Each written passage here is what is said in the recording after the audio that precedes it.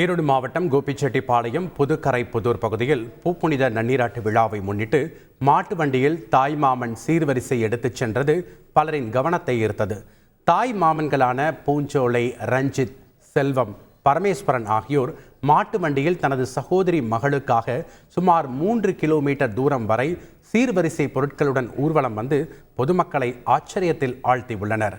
மேலும் விழாவுக்கு வந்த உறவினர்கள் மற்றும் நண்பர்களை மாட்டு வண்டியிலேயே அழைத்துச் சென்று சுற்றுச்சூழல் மாசுபாடு குறித்தும் விழிப்புணர்வு ஏற்படுத்தியுள்ளனர்.